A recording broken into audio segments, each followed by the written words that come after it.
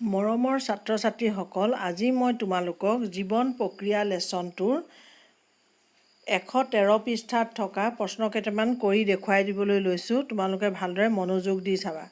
ইয়াৰ এই 11 নম্বৰ প্ৰশ্নটোত আছে, মানুহৰ দেহত সংগঠিত দ্বৈত ৰক্ত সংবহন তন্ত্ৰটো বৰ্ণনা কৰা আৰু ইয়াৰ প্ৰয়োজন কি? এই প্ৰশ্নটোৰ উত্তৰটো হ'ব, মানুহৰ দেহত তেজ চলাচলৰ এটা চক্ৰ সম্পূৰ্ণ হওঁতে হৃদযন্ত্ৰৰ মাজেৰে তেজ দুবাৰ পৰিবাহিত হয়। ইয়াকে তেজৰ দ্বৈত পৰিবহণ বুলি কোৱা হয়।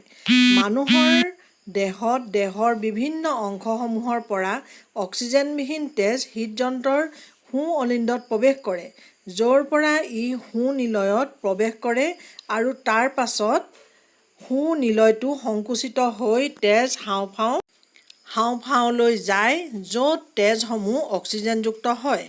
এই অক্সিজেনযুক্ত তেজসমূহ তাৰ পাছত বাওঁ অলিন্দলৈ আহে আৰু বাওঁ নিলয় হৈ দেহৰ সকলো অংশলৈ যায়।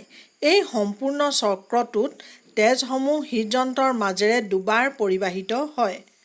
সেইকাৰণে ইয়াক দ্বৈত ৰক্ত সংবহন তন্ত্ৰ বুলি কোৱা হয়। এতিয়া দ্বৈত পৰিবহণৰ প্ৰয়োজন আছে কাৰণ ই 1 নম্বৰটো অক্সিজেনযুক্ত আৰু অক্সিজেনবিহীন তেজৰ সম্পূৰ্ণ পৃথকীকৰণ সুনিশ্চিত কৰে। 2 নম্বৰটো হৈছে দেহৰ কোষসমূহলৈ সঠিক পৰিমাণৰ অক্সিজেনৰ যোগান সুনিশ্চিত কৰে। ইয়াৰ পিছৰ প্ৰশ্নটো হ'ল, জাইলেম আৰু ফ্লোৱেম দ্ৰব্যৰ পৰিবহণৰ পাৰ্থক্যবোৰ কি কি? ইয়াৰ উত্তৰটো হ'ল, ইয়াত জাইলেমৰ ক্ষেত্ৰত পানী আৰু খনিজ লৱণৰ পৰিবহণ সম্পন্ন কৰে। ফ্লোৱেমত অক্সিজেনৰ অনুপস্থিতিত দ্ৰৱীভূত খাদ্যদ্ৰব্য, এমিনো এচিড আদি পৰিবহণ কৰে।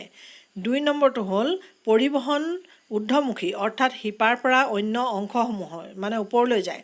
আৰু 2 নম্বৰটো হৈছে ফ্লোৱেমত ঊৰ্ধ্বমুখী আৰু নিম্নমুখী দুয়োটা দিশতে পৰিবহণ হয়।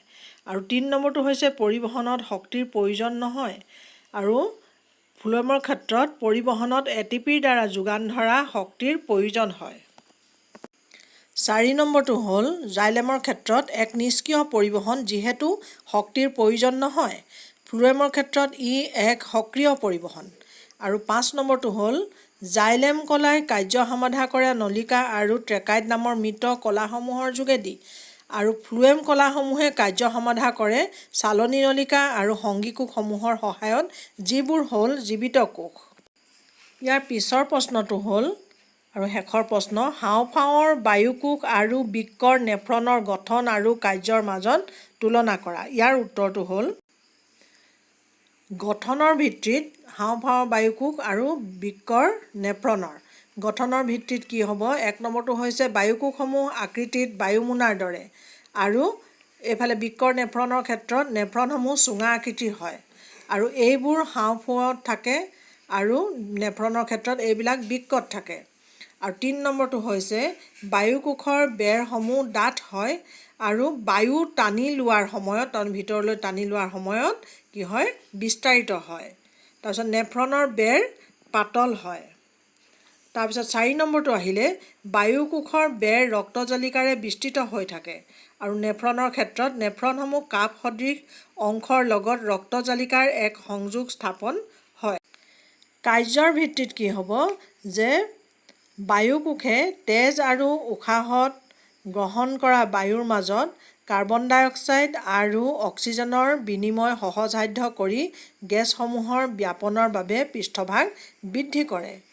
আৰু নেফ্ৰনৰ ক্ষেত্ৰত কি হ'ব? ইয়াৰ কাৰ্য, নেফ্ৰনবোৰে পৰিশোধিত মূত্ৰ সংগ্ৰহ কৰে আৰু লাগতিয়াল পদাৰ্থসমূহৰ পুনৰ শোষণৰ বাবে পৃষ্ঠভাগ বৃদ্ধি কৰে আৰু মূত্ৰনলীলৈ মূত্ৰ কঢ়িয়াই নিয়ে। 2 নম্বৰটো হ'ল বায়ুকোষে ব্যাপনৰ মাধ্যমেৰে গেছসমূহৰ বিনিময় সংগঠিত কৰে, আৰু নেফ্ৰনৰ ক্ষেত্ৰত নেফ্ৰনৰ চাপৰ পাৰ্থক্যৰ বাবে পদাৰ্থসমূহৰ বিনিময় সংগঠিত হয়। ইয়াৰ প্ৰশ্নখিনি তোমালোকে কৰি পেলাবা, আৰু ইয়াৰ পিছৰ প্ৰশ্নবিলাক মই দি যাম পিছৰ চেপ্টাৰৰ, আৰু তোমালোকে ভালদৰে চাই যাবা।